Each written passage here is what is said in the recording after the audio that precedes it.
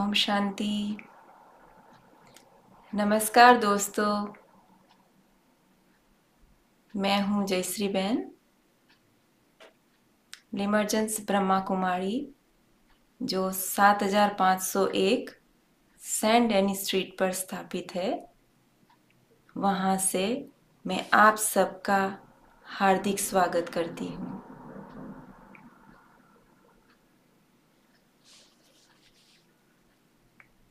सभी ठीक हो? कोई कहेगा जी हाँ, कोई कहेगा जी नहीं, कोई कहेगा थोड़ा थोड़ा ठीक है। तो दोस्तों, दुनिया में देखेंगे, दुनिया को छोड़ो, स्वयं को पहले देखेंगे तो अंदर में, घर में, फैमिली में, रास्ते पर, काम पे, सभी जगह पर परिस्थितियों की हलचल है कि नहीं? तो दोस्तों, आज सुखी जीवन की चाबी की श्रृंखला में आज का टॉपिक वह है हलचल में अचल। तो वो टॉपिक पर प्रकाश डालने के लिए आज हमारे साथ उपस्थित है ब्रह्मा कुमारी अश्विना दीदी।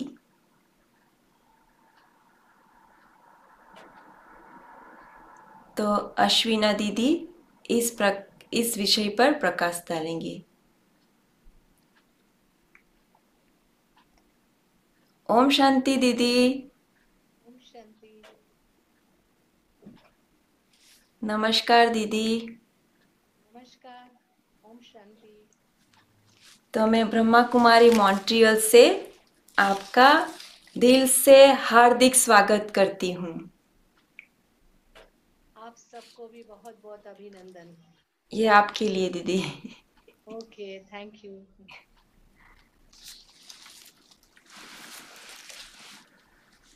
तो अभी हम आप सबको दीदी का परिचय करा दें। तो अश्विना दीदी एक मुंबई के शिक्षित, परीक्षित गुजराती परिवार में आपका जन्म हुआ और आपकी पालना हुई। तो गुजराती परिवार से मुझे एक कहावत याद आ रही है, हम जरूर सुनाना चाहेंगे। वो गुजराती में है, मैं बाद में उसका ट्रांसलेशन करूंगी। तो कहावत ये है कि जहाँ वसे गुजराती ત્યાં વસે गुजरात। अर्थात जहाँ पे एक गुजराती बसता है वहाँ पे पूरा गुजरात बस जाता है। और उसी के साथ ब्रह्मा कुमारी अश्विना दीदी को बचपन से ही ब्रह्मा कुमारी का सानिध्य मिला। उसके परिणाम स्वरूप आपने विद्यार्थी जीवन में ही आपका जीवन आपने सर्व कल्याणी हेतुओं में लगा दिया। आप पिछले 50 वर्ष से ब्रह्मा कुमारी के साथ जुड़े हुए और आपने आपका जीवन ईश्वरीय सेवा में 40 वर्ष का समय ये सेवाओं में सफल किया।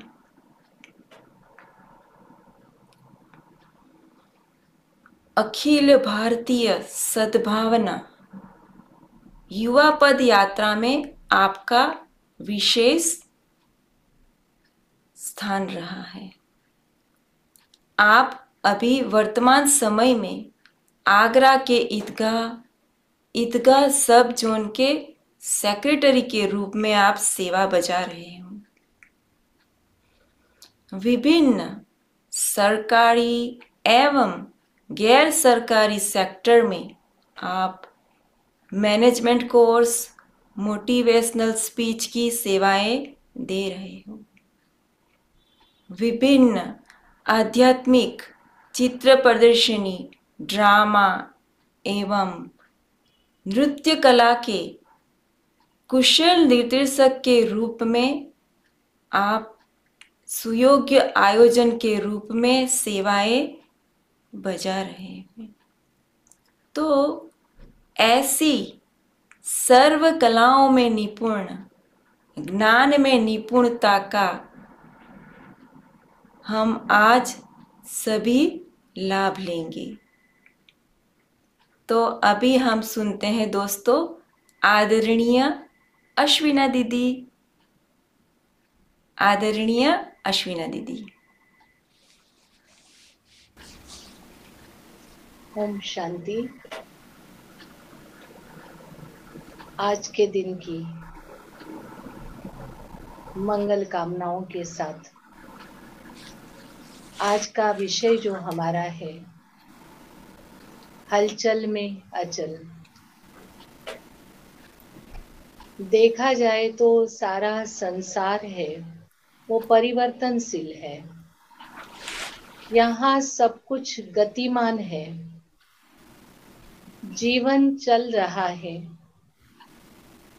चलने का नाम ही जीवन है। रुकने का नाम मृत्यु है। संसार में सब कुछ चल रहा है। सूर्य उदय होता है, सूर्य अस्त होता है, दिन रात, बाल युवा वृद्ध, ये साइकिल चलता ही रहता है। लेकिन ये सारे, चाहे प्रकृति के साइकिल हो या प्रकृति की गतिमान वस्तुएं हो, चाहे मनुष्य जीवन हो, जब नियम और मर्यादाओं के तहत अगर ये चलता है तो ये सुखकारी रहता है। जैसे नदी का बहना हमको बहुत अच्छा लगता है। मंद मंद अगर हवा चलती है तो हमको बहुत अच्छा लगता है। लेकिन यही नदी जब अपनी सीमाओं को, मर्यादा को तोड़कर एक बाढ़ के रूप में आ जाती है तो वह संसार का विनाश करती है। ठीक इसी तरह से मंद मंद चलने वाली हवा बहुत अच्छी लगती है। लेकिन ये हवा जब आंधी का या तूफान का रूप ले लेता है, एक साइक्लोन के रूप में जब आ जाता है, तब ये विनाश का नजारा दिखाई देता है। इसी तरह प्रकृति है, वो अपने प्रकृति के नियमों के तहत अगर चलती है तो वो सुखकारी है। मनुष्य जीवन ईश्वरीय नियमों पे चलते हैं तो सुखकारी है। लेकिन यदि अपने नियम को, मर्यादाओं को, गति को अगर ये छोड़ देते हैं तो ये विनाश का रूप ले लेते हैं। संसार में जितनी भी हलचलें हैं उसका मूल कारण मनुष्य के अंदर की हलचल, जीवन के अंदर की जो हमारी हलचल है वही बाहर के हलचल का एक कारण बनती है। इसलिए सबसे पहले आवश्यक है हमें अपने अंदर की गति को, मन की गति को नियंत्रित करना। दुनिया में तो हलचल चल ही रही है। जैसे कुछ चीजें हैं वो संसार में है, वो कांस्टेंट है, और कुछ चीजें हैं वो वेरिएबल है। जैसे किसी व्यक्ति को कहो कि तुम अपनी हाइट बढ़ा दो या घटा दो, तो ये पॉसिबल नहीं है। लेकिन उसका वेट है, वजन है, वो कम ज्यादा हो सकता है। तो जो संसार में कुछ हलचलें हैं जिसको हम बदल नहीं सकते हैं, लेकिन कुछ चीजें हैं जिसको हम बदल सकते हैं, और वो बदलने वाली चीज है मैं। परिस्थिति को मैं नहीं बदल सकती हूँ, लेकिन मैं अपने अंदर की अवस्था को या अंदर की स्थिति को मैं बदल सकती हूँ। अक्सर करके हम शिकायत करते हैं कि फलानी परिस्थिति आई और इसलिए मैं प्रोग्रेस नहीं कर पाए। लेकिन परिस्थिति बाहर की चीज है और प्रोग्रेस है वो आंतरिक चीज है। ये दोनों डिफरेंट चीजें हैं। लेकिन कोई भी परिस्थिति मुझ में रुकावट तब पैदा करती है जब मैं प्रोग्रेस के लिए मेरी जो आंतरिक शक्ति है उसको मैं प्रोग्रेस के लिए ना लगाकर परिस्थितियों के, समस्याओं के क्या और क्यों में अगर मैं लगा देती हूँ तो निश्चित में परिस्थिति मेरे लिए एक बाधक रूप है वो बन जाती है। इसके साथ साथ आप देखेंगे कि रथ और रथी, जैसे सारे हम जीवन के रथ को चला रहे हैं और जीवन के रथ को चला रहे हैं तो दो प्रकार के हैं। जैसे हम कहते हैं कि एक है रथी और दूसरा है महारथी। जैसे किसी कोई प्राइवेट सेक्टर या किसी में एक है मैनेजर, प्रबंधक और एक है महाप्रबंधक। तो जीवन तो सभी का चल रहा है, लेकिन इस जीवन को परिस्थितियों के अनुसार, समस्याओं के अनुसार, हलचल के अनुसार अगर हम प्रॉपर तरीके से उसको अगर मैनेज करके चलते हैं, इस रथ को बहुत सही ढंग से अगर चलाते हैं तो हम महारथी कहलाते हैं। यदि कोई व्यक्ति मरे हुए शेर का सिर काटकर आपके सामने ला दे तो आप हंसेंगे कि ये कौन सी बहादुरी है। लेकिन कोई जिंदा शेर उसका सिर काटकर अगर आपके सामने लाता है तो आप निश्चित कहेंगे ये बहुत बहादुर है। इसी तरह अनुकूल परिस्थिति में हम अच्छे बने रहे, अच्छे लोगों के साथ रहकर हम अपनी मन की स्थिति को बहुत अच्छा बनाकर रखे, ये तो ऐसे ही हो गया कि मरी हुई चीज में बहादुरी दिखा दी हमने। आवश्यकता है कि विपरीत बातों में या हमारे सामने शेर जैसी परिस्थिति होने के बाद भी हम अपनी मन की स्थिति को एक अनुकूल बना के रखें, तभी ये हमारे जीवन की बहादुरी मानी जा सकती है। तो ये कब हो सकता है जीवन में, इसके लिए हमें कुछ बातों की आवश्यकता है।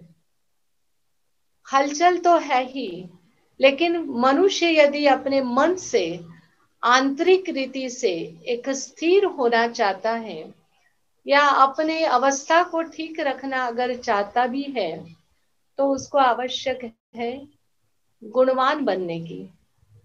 क्योंकि जो व्यक्ति गुणवान होता है उसके अंदर बहुत बड़ी शक्ति होती है। दूसरी ताकत है श्रेष्ठ कर्मों की ताकत।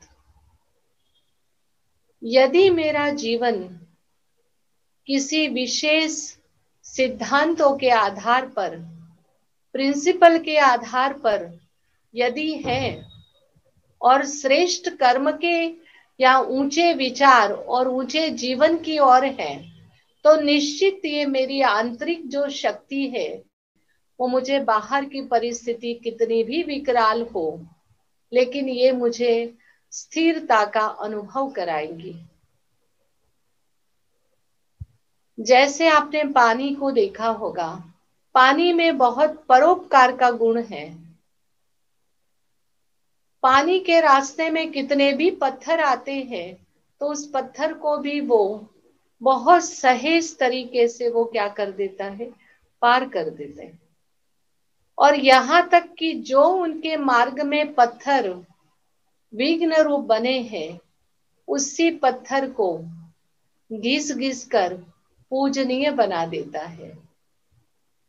तो हमारे जीवन की महानता तो तब होती है कि हमारे मार्ग में रुकावट डालने वाली वस्तुएं और व्यक्ति या कोई भी है, उसको हम कितने अच्छे ढंग से उनको भी पूजनीय बना दे, उनका भी उद्धार कर दे, तो मेरे जीवन की ये सार्थकता है। तो विशेष रीति से हमारे जीवन में 3 प्रकार की हलचल रहती है। एक है प्रकृति के द्वारा, नेचुरल कैलेमिटीज, उसकी हलचल है। दूसरा है व्यक्ति और समाज के द्वारा, जिन संगठन के बीच में हम रहते हैं उनके द्वारा कहीं न कहीं हलचल का हम अनुभव करते हैं। और तीसरी हलचल है वो मेरे अपने स्वयं की हलचल, अंदर की हलचल, स्वयं के साथ जुड़ी हुई हलचल, जिसमें हमारे स्वभाव, संस्कार, हमारी कुछ आदतें हैं जो हमको हलचल में लाती हैं। और दूसरा शरीर की बीमारी, हम बीमार पड़ते हैं या शरीर हमारा काम नहीं करता है, तो वो भी एक बहुत बड़ी हलचल हमारे जीवन में होती है। तो प्रकृति की हलचल को तो हम एक तरफ रखेंगे, आप सब बहुत जानकार है ही, और बहुत सारे उसके समाधान आपको संसार में मिलता ही है। लेकिन जब हम आध्यात्मिक जगत की बात करते हैं तो यहाँ पर आवश्यक है स्वयं की ताकत की, और इसलिए आवश्यक है कि सबसे पहले गुणवान बनने की। हम अपने अंदर गुणों को क्रिएट करें या गुणवान बनने के ऊपर अपना ध्यान केंद्रित करें।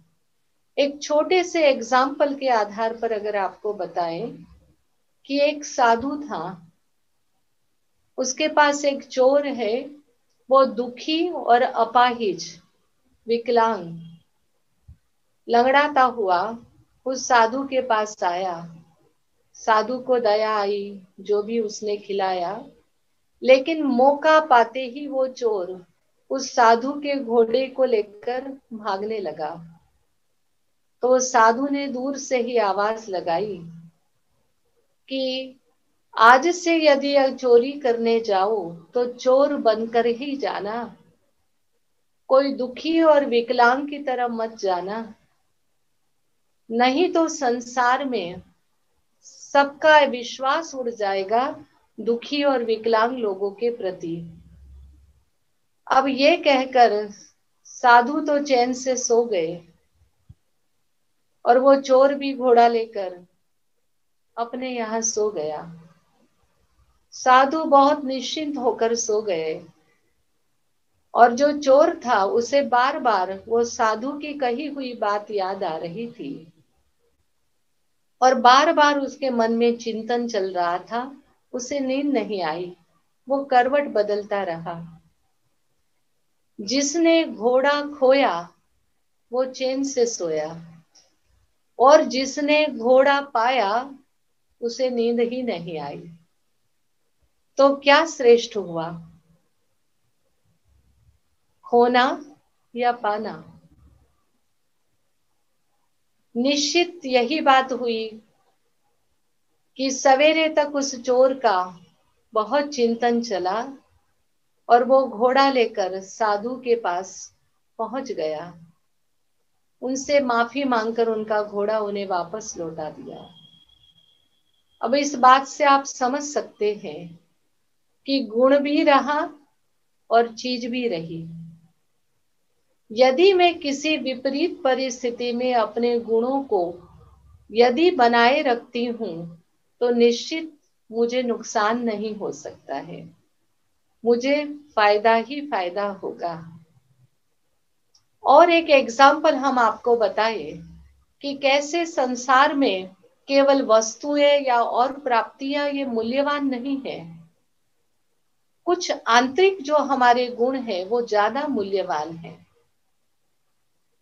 कहते हैं कि एक व्यक्ति था, उसको शॉपिंग का बहुत शौक था।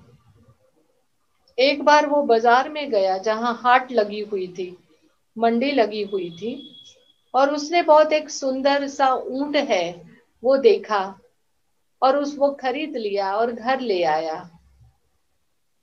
उस ऊंट को बहुत अच्छी तरह से सजाया हुआ था। फिर जब उसकी सजावट को उतार रहे थे तो उसके सर्वेंट को एक पोटली मिली, एक छोटा बैग मिला जिसमें डायमंड, बहुत मूल्यवान रत्न है वो भरे हुए थे। तो वो भागता हुआ उस व्यक्ति के पास आया कि अरे ये देखो, ऊंट के साथ ये डायमंड हमें मिल गए।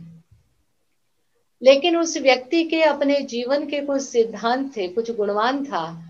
उसने कहा नहीं, मैंने केवल घोड़े ऊंट के हैं वो मैंने दाम दिए हैं, तो मैं केवल ऊंट ले सकता हूँ। ये रत्नों के दाम या रत्नों की कीमत है वो तो ज्यादा है, मैंने दी नहीं, मैं इसे ले नहीं सकता हूँ। और वो तुरंत गया बाजार में, और बाजार में जाकर ही उसने उस व्यक्ति को कहा कि ये लो, आपकी ये पोटली है जिसमें आपके रत्न है। उस व्यक्ति को बहुत सदमा लगा, अरे ये कहाँ गलती से चले गए। लेकिन अंदर से बहुत थैंकफुल हो गया कि आपने मेरा ये लौटा दिया वापस। उसने वो रत्नों की पोटली खोली और उसने उस व्यक्ति को ऑफर किया कि आपने मेरे इतने अमूल्य रत्नों को लौटाया है, आप इसमें से एक दो रत्न ले लीजिए। तो उस व्यक्ति ने जवाब दिया कि नहीं, मैंने अपने दो अमूल्य रत्न है वो अपने पास रखे हैं, आप ये रत्न वापस ले लीजिए। तो वो ऊंट बेचने वाले ने उस रत्नों की गिनती की, तो कहा मेरे तो सारे रत्न हैं, आपने दो कौन से रत्न ले लिए। तो उस व्यक्ति ने कहा मेरे पास दो रत्न हैं, एक तो ईमानदारी, वफादारी, और दूसरा सेल्फ रिस्पेक्ट, आत्मसम्मान। मेरे जीवन का यह सिद्धांत था कि मैं किसी की भी बेईमानी से चीज नहीं लूंगा, और ये खुशी मुझे आपके जो रतन आपको वापस मिले उससे भी कई गुना ज्यादा खुशी आज मेरे को हो रही है, और मुझे बहुत अपने पर एक गौरव महसूस हो रहा है, और मुझे बहुत आत्म संतुष्टि है। तो आप समझ सकते हैं कि रत्नों की वैल्यू से भी ज्यादा किसी गुणवान व्यक्ति के अपने गुणों की, या किसी सिद्धांत वाले व्यक्ति की अपने जीवन के जो वैल्यू है वो कई गुना ज्यादा है, और इसलिए उसके हर कर्म, हर एक्शन है वो बहुत अच्छी होती है। ईश्वरीय महावाक्य है, ईश्वरीय महावाक्य में ये कहा गया है कि यदि तुम अपनी सीट पर सेट रहोगे तो तुम्हारी सारी जिम्मेवारी मेरी है, लेकिन यदि तुम अपसेट होते हो तो तुम्हारी जिम्मेवारी मेरी नहीं है। एक पॉजिटिव वे में, पॉजिटिव थॉट्स के आधार पर, पॉजिटिविटी की सीट पर यदि हम सेट रहते हैं, चाहे कितनी भी विपरीत परिस्थिति आती है, हम अपने जीवन का लक्ष्य बना ले कि हम अपनी पॉजिटिविटी को नहीं छोड़ेंगे, तो निश्चित ईश्वर हमारा जिम्मेवार हो जाता है। और जब ईश्वर जिम्मेवार है तो हमारे सारे कार्य सहज है। दूसरी बात, हम ये अनुभव करते हैं कि ईश्वर यदि हमारे साथ है, हम यदि अकेले हैं तो हम कभी महसूस करेंगे निराशा, या कोई और अवस्था हमारी हो जाएंगी। लेकिन जब मुझे ये पता है कि मैं अकेले नहीं हूं, मेरे ऊपर ईश्वर का वरद हस्त है, हाथ है, मैं कंबाइंड हूं उस ईश्वर के साथ, तो मेरे अंदर एक बहुत बड़ी ताकत आ जाती है बाहर की हलचल को जीतने की, अपने मन को अचल बनाने की एक ताकत मेरे अंदर बहुत सहज भाव से आ जाती है। इसके लिए आपने देखा होगा कि शास्त्रों में भी कई बातें जो महाभारत में भी यह उल्लेख किया गया है कि एक बार जो युद्ध के समय पर ऐसी स्थिति हो गई कि दूसरे दिन अर्जुन की मृत्यु निश्चित थी, क्योंकि प्रतिज्ञा ऐसी हो गई थी कि अर्जुन को दूसरे दिन जिंदा रहना मुश्किल था।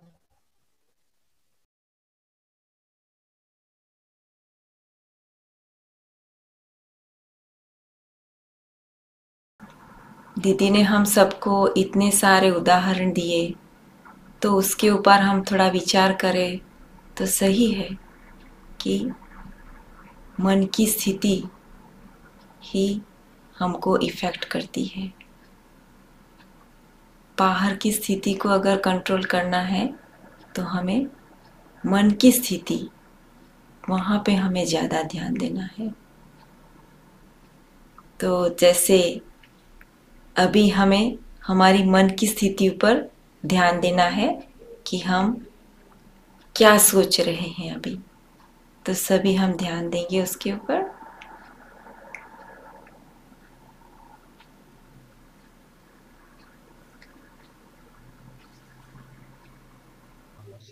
ओम शांति। आवाज आ रही? हाँ ठीक आ है। रही है ना? हाँ दीदी। चलो, ये भी एक पेपर है हलचल हाँ में अचल। यस।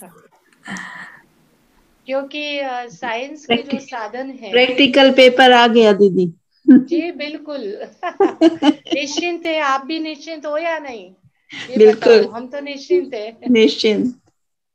तो हमने यही कह रहे थे कि अर्जुन बहुत निश्चिंत होकर सोए थे। श्री कृष्ण ने पूछा कि आप इतने निश्चिंत क्यों सोए हो? कि जब आप चिंता कर रहे हो तो मुझे चिंता करने की जरूरत क्या है? क्योंकि हमारे साथ एक ऐसी शक्ति है जो हमारी चिंता कर रही है। ये अनुभूति भी हमारे जीवन में बहुत आवश्यक है। आपको एक एग्जाम्पल के आधार पर बताए कि संसार में परमात्मा ने सभी के लिए कुछ न कुछ प्रबंध रखा ही है। इतना बड़ा जो हाथी है, उसको भी खाने के लिए सब कुछ मिल जाता है।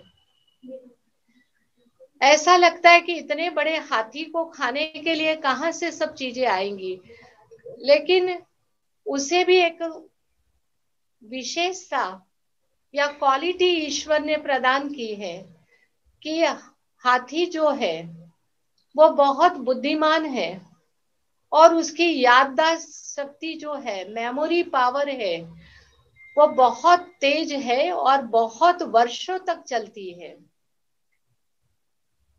तो ये रिसर्च किया गया कि हाथी है वो कहीं पर भी अगर जाता है और यदि किसी व्यक्ति ने उसे पत्थर मारा या परेशान किया तो वो 20 वर्ष तक भी याद रखता है। और वो व्यक्ति अगर दोबारा उसके सामने आया तो उसे ये याद रहता है कि इसने मुझे मारा था, और वो तुरंत उसको रिएक्शन तौर पर या जिसी तरह से वो अपना एक्शन कर लेता है। तो ये देखा गया कि जिन इलाकों में हाथी बहुत रहते हैं वहां के लोग कभी हाथी को परेशान नहीं करते हैं। वो इस बात को जानते हैं कि यदि हाथी को हमने खाने नहीं दिया या हमने परेशान किया तो वो याद रखेगा हमको, तो इसलिए उसे कोई तकलीफ नहीं होती है। दूसरा, वो कभी भी एक रास्ते से नहीं जाता। 365 दिन वो 365 रास्तों पर जाता है, उसको बहुत याद रहता है, इसलिए कोई उसे पकड़ नहीं पाता है। तो ईश्वर ने इतने बड़े हाथी के लिए भी बहुत प्रबंध करके रखा हुआ है। इसी तरह एक छोटी चींटी है और आपने कहीं पर भी कुछ रख भी दिया है, वो चींटी को कैसे मैसेज पहुंच जाता है कि आपने काजू रखा है या क्या रखा है, और वो पहुंच जाती है आपके पास। एक बार ऐसे ही ये शास्त्रों की बातें बताते हैं, तो कहा लक्ष्मी जी ने ही कहा कि ईश्वर आप इतने छोटे से छोटे के और बड़े से बड़े की चिंता करते हो, ये कैसे पॉसिबल हो सकता है? ये पॉसिबल नहीं हो सकता है।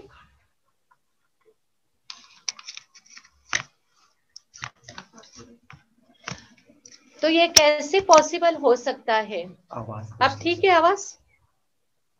ओके। ठीक है दीदी, आपकी आवाज हम सब सुन रहे हैं। तो उन्होंने कहा कि कैसे आप करते हो? कहते नहीं, ईश्वर सभी की रक्षा करते हैं। तो उन्होंने सोचा कि मैं आज इनका जो है परीक्षा लूंगी कि परमात्मा कैसे सभी की पालना कर सकते हैं, कैसे सभी की रक्षा कर सकते हैं, ये सत्य है या नहीं। तो उन्होंने क्या किया कि एक छोटी सी जो चींटी थी, जब अपना वो श्रृंगार कर रही थी सवेरे, तो एक छोटी सी चींटी को अपने एक छोटी सी डिब्बी में बंद कर दिया उन्होंने। उन्होंने कहा अब देखती हूँ कि कैसे परमात्मा सबकी पालना करते हैं। और जब शाम हुआ तो उसको लगा अब तो चींटी बिना खाए पिए मर गई होगी। और जैसे उन्होंने डिब्बी खोली तो चींटी अपनी बहुत अच्छी तरह से उसने मूवमेंट करना शुरू कर दिया। कारण क्या हुआ कि लक्ष्मी जी ने, जो भारत में ऐसा है कि जब तिलक लगाते हैं तो चावल भी लगाते हैं उस पे। और जब वो तिलक लगाकर चावल जब लगा था, तो जब वो डिब्बी बंद करने गए तब गलती से एक चावल गिर के उस डिब्बी में हो गया। और वो चींटी के लिए सफिशिएंट रहा। कहने का मतलब है कि ईश्वर हमारी पालना करते हैं, तो हमें इस बात में डरना नहीं चाहिए। एक शक्ति है हमारे साथ, ये बल भी हमें बहुत, जैसे हमारे गुणवान जीवन का महत्व है, जैसे हमारे श्रेष्ठ कर्मों का महत्व है, ऐसे ही ईश्वर के प्रति जो आस्था रखते हैं इसका भी बहुत महत्व है। एक बहुत प्रैक्टिकल एग्जाम्पल अगर हम आपको बताएं, कई बार हमें लगता है कि जीवन में हम परोपकार करें, हम दाता बन जाएंगे, पता नहीं हमें सब लूट ले जाएंगे, हमें एक इनसिक्योरिटी फील होती है। लेकिन हमारी दादी जानकी, जो हमारी एडमिनिस्ट्रेटिव हेड थी, वो एक बार ऑस्ट्रेलिया गए और एक दो ट्विंस थे भाई, वो दादी से जब मिल रहे थे तो दादी जी ने एप्पल दिया उनको। और जब दूसरा भाई आया तो दादी ने कहा कुछ ज्यादा एप्पल दे दो, इसको देना है। तो वो पहले वाले भाई ने कहा कि दादी आपने ऐसा क्यों किया, मुझे तो एक ही एप्पल दिया और इसको पूरा टोकरा भर के एप्पल क्यों दिया? कहते तुम तो अकेले खाओगे, लेकिन इसकी आदत मुझे पता है, ये बांट के खाएगा। और जो दाता बन करके देता है उसको प्रकृति कभी कम नहीं करती है, उसको कहीं ना कहीं से उपलब्ध करा देती है। तो जीवन में हमारे कर्मों के प्रति भी अगर हमारी आस्था और श्रद्धा होती है तो निश्चित हमारे अंदर की स्थिति विपरीत परिस्थितियों में भी अचल रहती है। इसके साथ साथ हम सभी जानते हैं कि संसार में हम सभी नाटक करने के लिए आए, या संसार एक नाटक है। और आपने देखा होगा कि नाटक में प्यार के सीन भी होते हैं, नाटक में खून भी हो सकता है। लेकिन हर परिस्थिति को अगर मुझे देखने का अभ्यास होगा कि नाटक में तो सब कुछ है। दूसरी बात है कि इस नाटक में सब कुछ कल्याणकारी भी है। ऐसा हो नहीं सकता है कि कल्याण ना हो। अगर ये विश्वास यदि हमारा है तो हमें कभी भी हलचल नहीं पैदा होगी। और लास्ट में अभी एक छोटी सी दो बातें, वो भी एक शास्त्रों की ही बात है जो हम आपको बता दें। शायद आप सभी परिचित होंगे, हमारे दो जो है ग्रंथ है, रामायण और महाभारत। ये दो ग्रंथ है, इसमें दो हमारे कैरेक्टर है, पात्र है, राम का भी है और कृष्ण का भी है। रामायण का जो युद्ध हुआ वो भी एक युद्ध था, लेकिन इसमें आपने देखा होगा कि राम को कोई भी दो कला में कम दिखाया गया है और श्री कृष्ण को संपूर्ण 16 कला, सब कुछ गुणों से भरपूर दिखाया गया। तो देखा जब रामायण का युद्ध चला तो राम को स्वयं युद्ध करना पड़ा। तीर कमान लेकर स्वयं संघर्ष किया।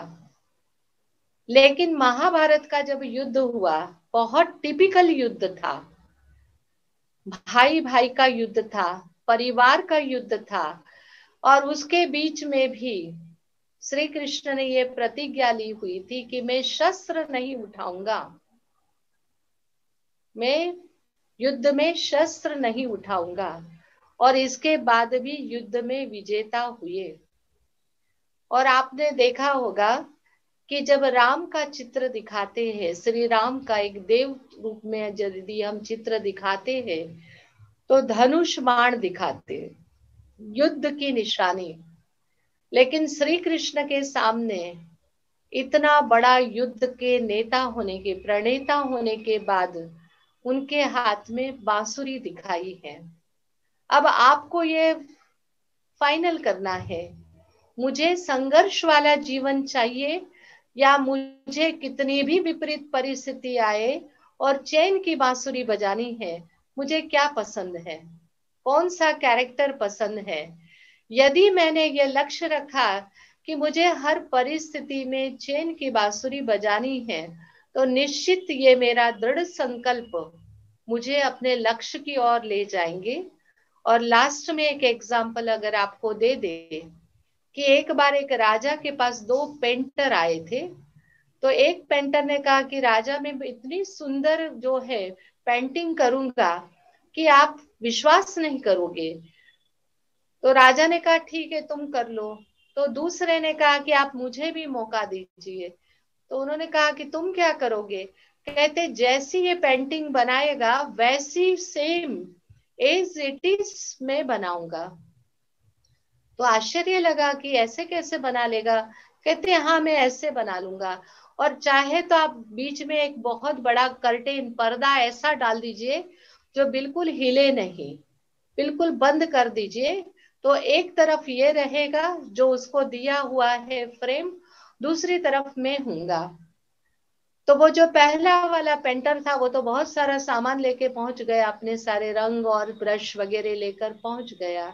लेकिन जो दूसरा वाला था उसने केवल पानी की बाल्टी, कुछ कपड़े और इस तरह से मंगवाया। अब हो गया, जब समय पूरा हुआ तो पहले चित्रकार को, पेंटर को कहा गया कि बताओ तुम्हारी प्रतिमा। तो वास्तव में उसने बहुत सुंदर पेंटिंग बनाई थी। तो राजा ने कहा मैं तुम्हें बहुत उपहार दूंगा, बहुत गिफ्ट दूंगा, बहुत वो दूंगा मैं। अब रही दूसरे की बारी, तो उससे पूछा तुम्हारा। कहते सेम एज इट इज होगा। कहते एक भी फर्क नहीं। कहते नहीं।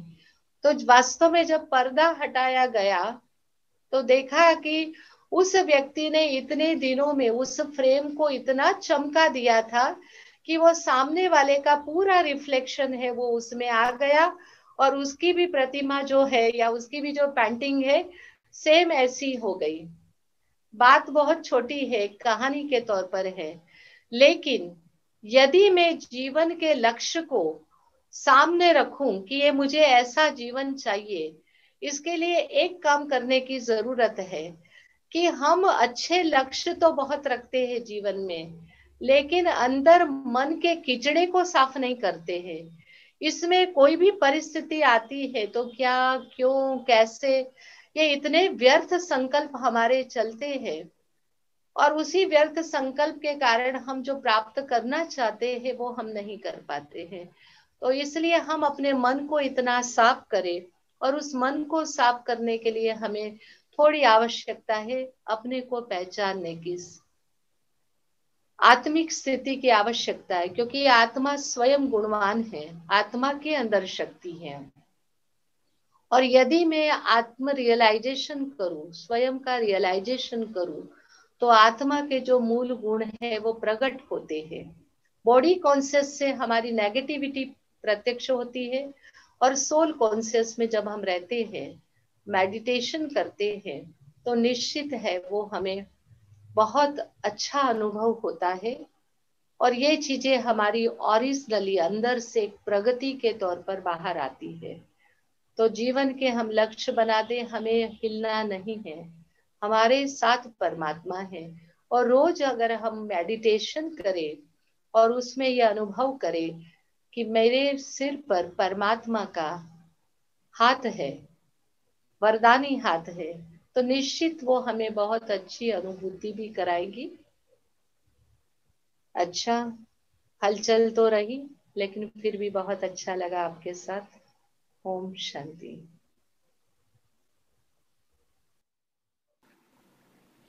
ओम शांति दीदी, धन्यवाद आपका।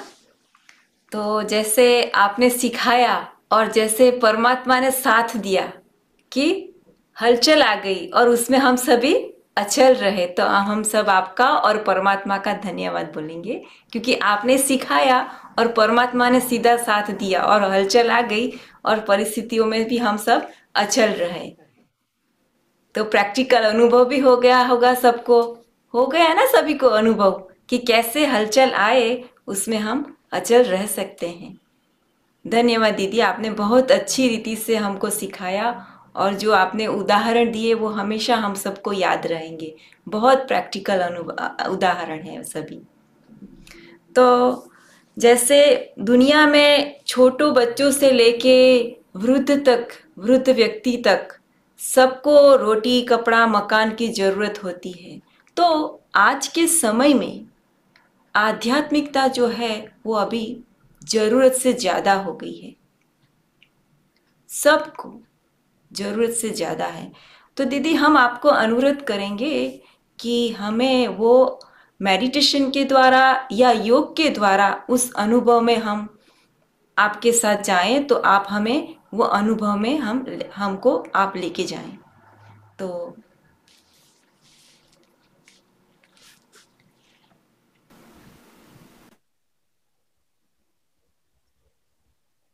ओम शांति। सभी रिलैक्स होकर बैठेंगे और अपने मन के अंदर जो भी विचार चल रहे हैं उस विचारों को हमारे बोले हुए वाक्यों के द्वारा दिशा देने का प्रयत्न करेंगे। आपने ये अनुभव किया कि दो चीजें हैं, मैं और मेरा। मैं एक आत्मा हूं और मैं इस शरीर को चला रही हूं। तो अनुभव कीजिए कि शरीर तो 5 तत्वों का पुतला है, लेकिन मैं इसको चलाने वाली एक शक्ति आत्मा हूं, जो मस्तक पर भ्रकुटी के बीच विराजमान हूं।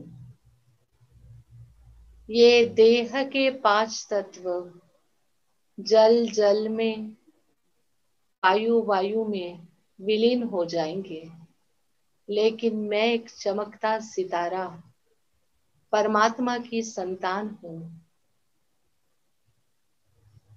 मैं अजर अमर अविनाशी हूं। संसार में मेरा कोई कुछ भी बिगाड़ नहीं सकता। मैं स्वयं ही अपनी शत्रु, स्वयं ही अपना मित्र हूं। मुझे कोई काट नहीं सकता, मुझे जला नहीं सकता, मुझे गला नहीं सकता। मैं एक विशेष आत्मा हूं। मैं आत्मा इस संसार में शरीर रूपी वस्त्र धारण कर अपना अपना पार्ट बजाने के लिए आई हुई हूं।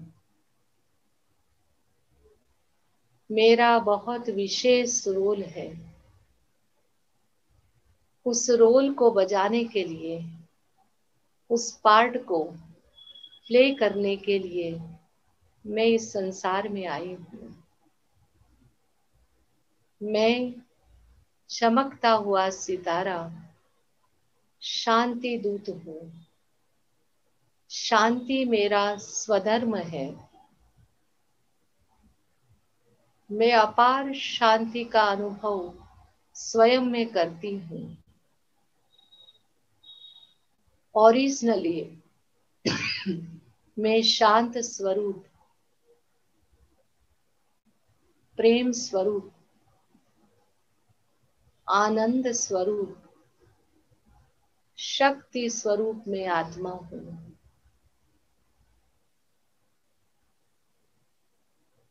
मुझ आत्मा के अंदर ये 7 शक्तियां समाई हुई हैं।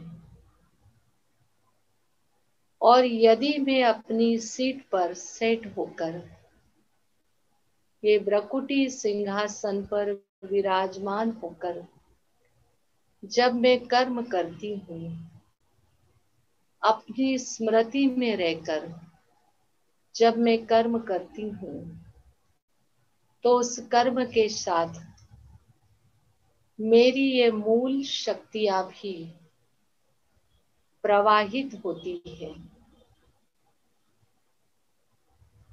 यदि मुझे अपने मन को स्थिर करना है, तो मुझे अनुभव करना है, मुझे शांत होना नहीं है, लेकिन मैं स्वयं शांति स्वरूप हूँ। शांति का अवतार हूँ। आज सारे दिन में जो भी व्यक्ति मेरे पास आएंगे, उनके व्यवहार में मैं आऊंगी तो मेरे से शांति का प्रकंपन उन आत्माओं को मिलेगा। जब मैं अपनी ओरिजिनल स्थिति में रहती हूँ, तब मुझे कोई हलचल नहीं है। मैं इस संसार नाटक का बहुत सुखद अनुभव करती हूँ।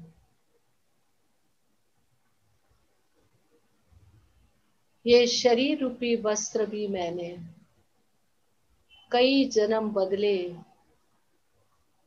और फिर मैंने इसे धारण किया है। आज ये वस्त्र धारण करके मैं अभी इस रोल में आई हुई हूँ। ईश्वर के द्वारा मुझे बहुत अपार शक्तियां हैं, वो प्राप्त हो रही हैं। मैं ईश्वरीय संतान हूँ और ईश्वर के द्वारा मुझे शांति की अपार किरणें मिल रही हैं। परम आत्मा भी ज्योतिर्बिंदु समान है। वो व्यक्ति नहीं, वह शक्ति है और वह शक्ति की किरणें मुझ आत्मा पे पड़ रही है। मुझे सुख चाहिए, शांति चाहिए, ज्ञान का प्रकाश चाहिए, मुझे पवित्रता और शुद्धता चाहिए, मुझे आनंद का अनुभव करना है। तो उस परमात्मा पिता की किरणें मुझ पर असीम पड़ रही हैं और उस असीम किरणें मुझ आत्मा को और भी शक्ति प्रदान कर रही है और भी मेरे मन को शांत कर रही है। तो मैं अपार शांति का अनुभव उस परमात्मा पिता से कर रही हूँ। मैं अपने मन को भी बहुत साइलेंस में ले जा रही हूँ और ये शांति की तरंगें सारे संसार को भी शांत कर रही है। ओम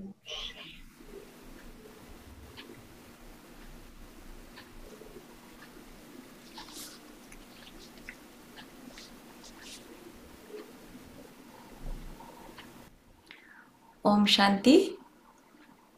बहुत ही मीठा और शक्तिशाली अनुभव रहा दीदी। आपका बहुत धन्यवाद। तो अभी हम चलते हैं आगे की ओर। तो दोस्तों, अभी आप सबके प्रश्न और दीदी जी के उत्तर। तो जो दीदी ने जो सिखाया अभी अब तक, तो वो टॉपिक पर आप सबको प्रश्न होंगे। तो प्रश्न आप चैट बॉक्स में भी डाल सकते हो, या आप स्क्रीन पर जो रिएक्शन का बटन है वहाँ से आप हाथ भी उठा सकते हैं, और आप अनम्यूट करके आप खुद भी प्रश्न कर सकते हैं। दीदी आपके उत्तर देंगी। तो अभी आप सबकी बारी है, आपके प्रश्न और दीदी जी के उत्तर।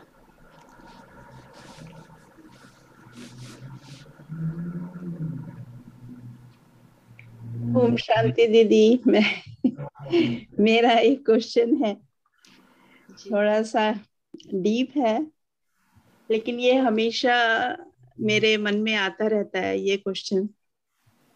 जैसे हाँ, हम जब से इस बीके ब्राह्मण कुमारी में आए हैं, ब्रह्मा कुमारी में, तो पहला लेसन है परमात्मा और आत्मा। राइट, वो परमात्मा है और हम सब आत्मा हैं। और आत्मा के मन बुद्धि और संस्कार, तीन फैसिलिटीज हैं, या क्या कहिए आप, जो भी है। फिर गुण है आत्मा के, राइट, शांति, शक्ति, पवित्रता, खुशी, प्रेम, ज्ञान। तो जब हम कहते हैं मैं पवित्र आत्मा हूँ, मैं आनंद रूप आत्मा हूँ, जैसे आपने भी कहा कि मैं के बदले में क्या कहा, तो मेरा क्वेश्चन है कि ये मैं क्या है? हु इज मैं आत्मा हूँ, वो परमात्मा है और हम आत्माएं हैं। लेकिन जब हम बोलते हैं मैं पवित्र आत्मा हूँ, मैं आनंद में हूँ, तो ये मैं, और मैं शरीर भी नहीं हूँ, मैं मन भी नहीं हूँ, तो मैं कौन हूँ? मैं एक शक्ति हूँ। और शरीर के लिए जब हम कभी भी शब्द का प्रयोग करते तो मेरा करते हैं, कभी मैं नहीं करते। कभी मैं नहीं कहती जी। मेरे हाथ, मेरे पैर, मेरा शरीर, तो जी मेरा मुझसे अलग है। और जब मैं शब्द का, देखो, ईश्वरीय महावाक्यों के आधार पर मैं दो प्रकार से हम बोलते हैं। कभी अभिमान में मैं हम बोलते हैं कि जी। मैं, चाहे वो पद का हो, चाहे कोई और चीज का हो, चाहे संबंधों का, कि मैं बड़ी हूं, तो वो मैं तो देह अभिमान वाला, बॉडी कॉन्शियस वाला मैं हो गया। लेकिन जब मैं शब्द को मैं एक सोल के तौर पर, एक आत्मिक रीति से उपयोग करती हूँ, तो वो मैं एक शक्ति, जो परमात्मा की संतान, मैं एक अलग, एक जो है यूनिक चीज हूँ। मेरे जैसा कोई नहीं, वो मैं केवल स्वयं के लिए यूज करती हूँ। और उस मैं की बहुत गहराई है, उस जी मैं जी। का अपना पार्ट है। तो उस मैं को ही गहराई से मुझे समझना है। मुझे भी ईश्वर ने एक रोल दिया है, मैं पार्टधारी हूँ, मैं एक्टर हूँ। तो मैं जब इस शब्द को लेती हूँ, तो मैं एक्टर कौन से विशाल बेहद के जो रंगमंच पर मैं कौन सी एक्टर हूँ। तो ये मैं शब्द जो है, जब हम उपयोग करते हैं तो ये बहुत गहराई के साथ है। और आप जितना इसको आत्मचिंतन करेंगे, उतना बहुत गहराई में मैं कौन हूँ ये अनुभव करेंगे आप। क्योंकि ये शब्द जो है, ये आपने पता नहीं कैसे आपका लिंक इतनी दूर भी जुड़ गया, कि मेरी बचपन से ही हमने जब माउंट आबू गए थे, हो सकता है इसमें बहुत नहीं गए होंगे, तो मैं बहुत छोटी थी, तो मुझसे तभी बाबा ने, जो हम जिनको बाबा कहते हैं, दादी गुलजार के तन में आए थे, बाबा ने मुझे यही प्रश्न पूछा था कि जानते हो आप कौन हो। तो मैं बहुत छोटी थी और मैंने कह दिया हाँ, मैं जानती हूँ, मैं आत्मा हूँ। तो बाबा मुस्कुराए। फिर मैं थोड़ी बड़ी हो गई, 11 साल की लगभग हुई, तभी फिर बाबा ने मुझे यही प्रश्न पूछा कि जानती हो आप कौन तो मैं थोड़ी समझदार थी, तो मैंने सिर हिलाया कि नहीं, क्योंकि मुझे समझ में आया कि मैं के लिए जो बाबा मुझे कह रहे वो शायद मैं नहीं समझ पा रही हूँ। तो मैंने ना कहा। तभी भी बाबा ने मुस्कुराए और कहा कि बहुत अच्छी बच्ची हो, ऐसे करके और भी जो बताया। और थोड़ी बड़ी हुई, फिर बाबा ने मुझे यही सेम प्रश्न पूछा कि ऐसे उमंग में रहने वाले या शक्तिशाली या विजयी बनने वाली आप कौन हो, आप जानती हो आप कौन हो? और ये मैं प्रश्न का उत्तर हम अंत तक प्राप्त करते रहेंगे। ये बहुत गहरा विषय है। जी जी। आप मैं को बोलते रहिए और आपको मैं समझ में आता जाएगा। आपका मैं अपना है, मेरा मैं अपना है। ओम शांति। थैंक यू दीदी, thank you very much, thank you.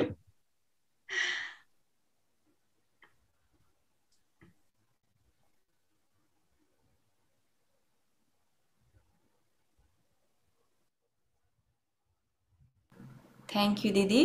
यहाँ पे और एक प्रश्न है जी जी। कि अगर ड्रीम को अचीव करना है तो अच्छे पीपल और अच्छे इवेंट्स को कैसे हम अट्रैक्ट करें?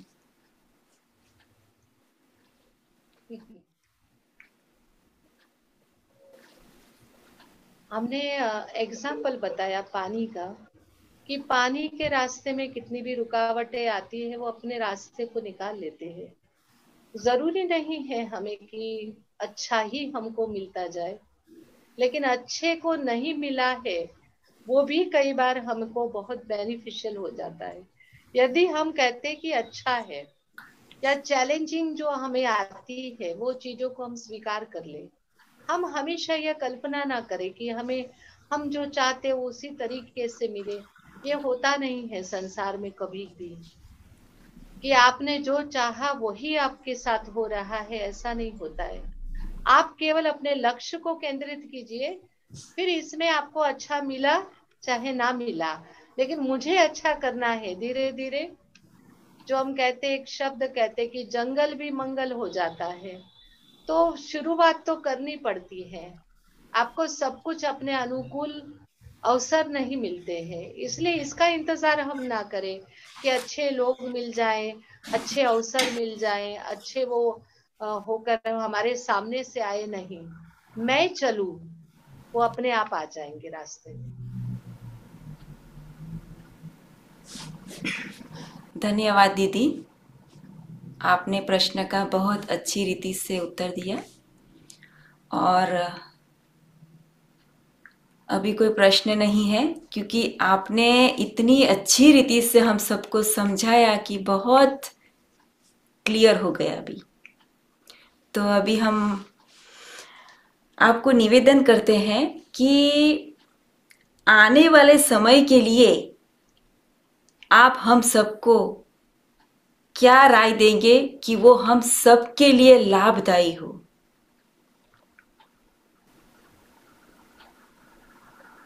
अभी हमारी जो बातचीत हुई, इसमें एक बात को हम पकड़ लें कि मुझे अपनी खुशी को या मुझे अपनी स्थिति को, ये बहुत मूल्यवान है।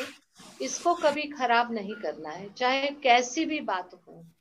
मुझे स्वयं को बचाना है, क्योंकि संसार में इतनी हलचल है कि अब आवश्यकता है स्वयं को बचाने की। हम अपने मन के वेस्ट संकल्पों से मन को हम बचाए। हम बुद्धि के ऊपर भी बहुत प्रेशर ना डालें। हम परमात्मा से लिंक जोड़कर हम अपने निर्णय को ले, और बिल्कुल अपने को सेव करें। किसी कीमत पर मेरी खुशी गायब नहीं होनी चाहिए, मेरी अंदर की स्थिति नहीं बिगड़नी चाहिए, बाहर की तो बिगड़ती रहेगी। ये पूरा फर्म होकर अगर हम ये दृढ़ संकल्प लेंगे, तभी हम इस पूरे सीन को, इस ड्रामा की हलचल को, इस विश्व की हलचल को एक हम कहेंगे कि हम उसमें से सेल्वेज करने वाले बन जाएंगे। नहीं तो उनके साथ हम भी डूबते हुए ही नजर आएंगे। मुझे खुद को बचना है और औरों को बचाना है। खुद को, स्वयं की स्थिति को पहले मुझे बचाना है।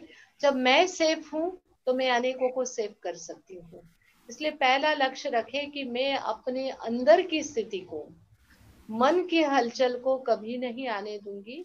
मैं इसको बहुत शांत और स्थिर रखने की पूरी कोशिश करूंगी और थोड़ा पेशेंसली मैं हर चीजों को देखूंगी, क्योंकि ड्रामा का अंत जो है कितना भी हाहाकार का होगा, लेकिन अंत है वो सुखद होगा, ये निश्चित है।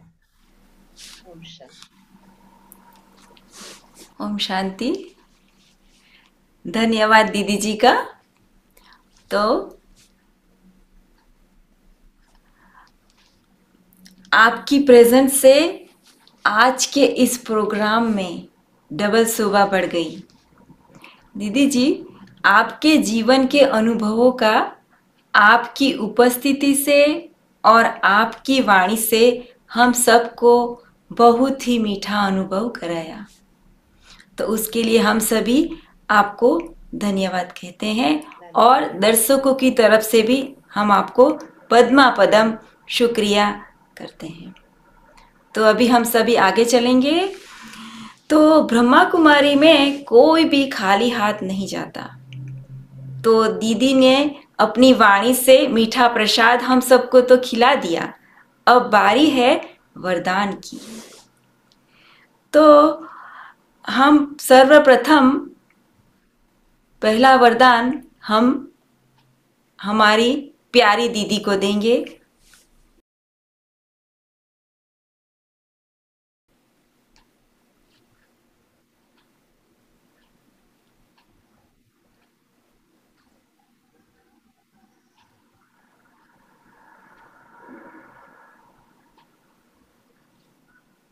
बहुत बहुत शुक्रिया।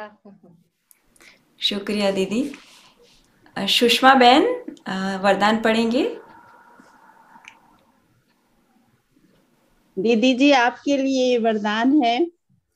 आप एक सौम्य आत्मा हैं जिन्हें एकांत के लिए गहरा प्यार है। इसीलिए आप मार्ग की शक्ति से स्वाभाविक और निस्वार्थ सेवा कर सकते हैं।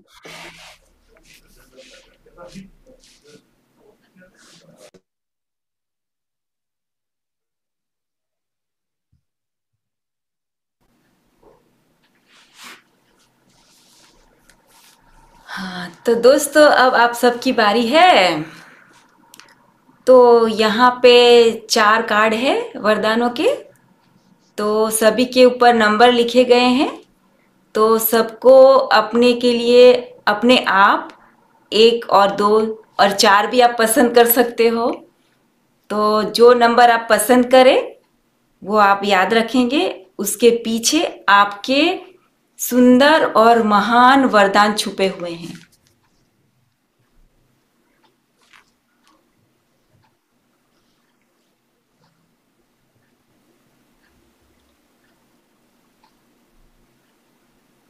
नंबर 1,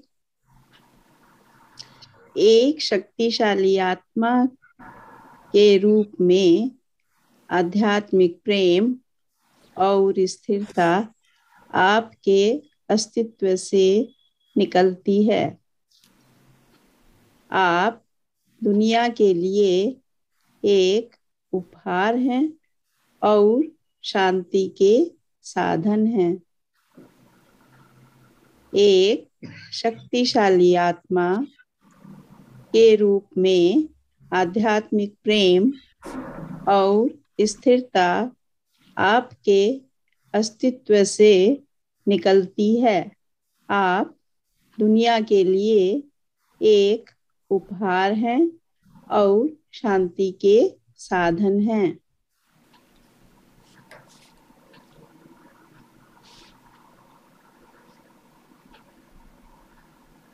नंबर 2, आप एक महान आत्मा हैं जो हर कर्म में अध्यात्म का उपयोग करते हैं।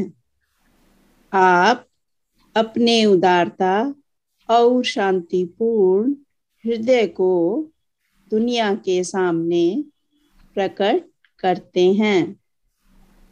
आप एक महान आत्मा हैं जो हर कर्म में अध्यात्म का उपयोग करते हैं।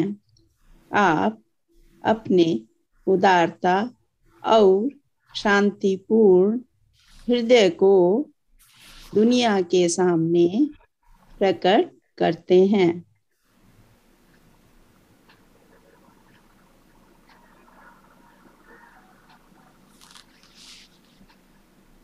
नंबर 3,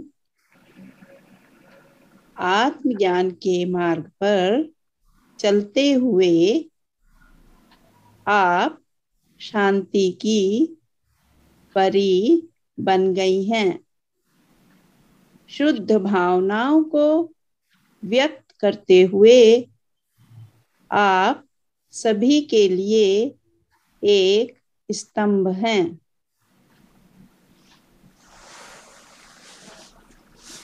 आत्मज्ञान के मार्ग पर चलते हुए आप शांति की परी बन गई हैं। शुद्ध भावनाओं को व्यक्त करते हुए आप सभी के लिए एक स्तंभ हैं।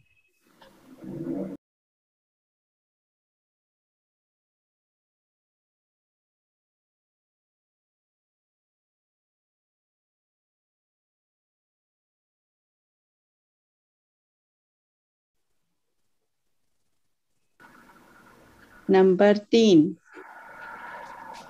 आपके अपने स्वाभिमान से किसी की नकारात्मकता आपको प्रभावित नहीं कर सकती। आप हर बाधा से ऊपर उठते हैं और सत्य और आंतरिक मौन का मार्ग दिखाते हैं। आपके अपने स्वाभिमान से किसी की नकारात्मकता आपको प्रभावित नहीं कर सकती। आप हर बाधा से ऊपर उठते हैं और सत्य और आंतरिक मौन का मार्ग दिखाते हैं।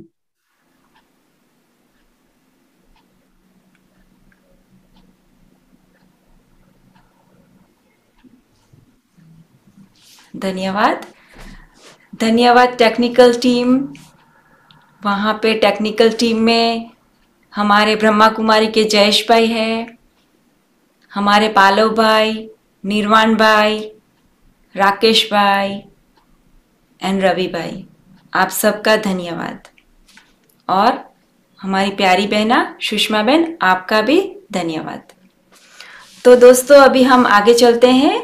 तो जैसे आप लोग यहाँ पे पधारे, इस प्रोग्राम की शोभा बढ़ गई। दीदी जी भी आए, उनकी भी प्रेजेंट से हम सब की और दर्शकों ने उसका लाभ लिया। तो हम आप सबको धन्यवाद कहेंगे, दीदी जी को भी और सभी दर्शकों को भी, क्योंकि अब आप आए तो हमारी प्रोग्राम की शोभा बढ़ गई। धन्यवाद।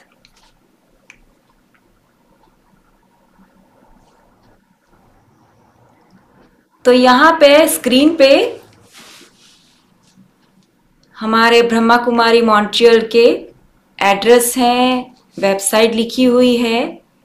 तो आप यहाँ पे रजिस्टर कर लें तो आपको आने वाले प्रोग्राम के लिए सारी इंफॉर्मेशन मिलती रहेगी, लेकिन आपको उसके लिए रजिस्टर करना होगा।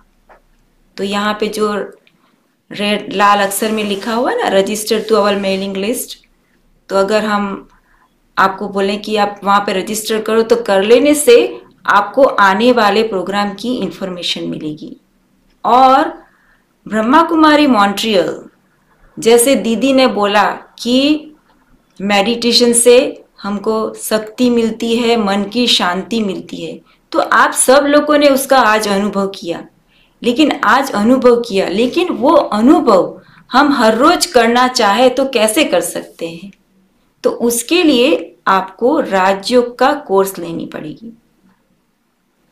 तो राजयोग का कोर्स मॉन्ट्रियल में हिंदी में, गुजराती में, फ्रेंच में, इंग्लिश में, स्पेनिश में दिए जाते हैं, लेकिन उसके लिए आप सबको रजिस्टर करना पड़ेगा। तो वेलकम, आप सभी को हम निमंत्रण देते हैं कि आप राजयोग का कोर्स लें, तो उससे आपको कैसे मेडिटेशन करें वो आपको सीखने को मिलेगा और अपने घर में आप हमेशा हर रोज वो अनुभव कर सकते हैं आप। तो ओम शांति, नमस्ते।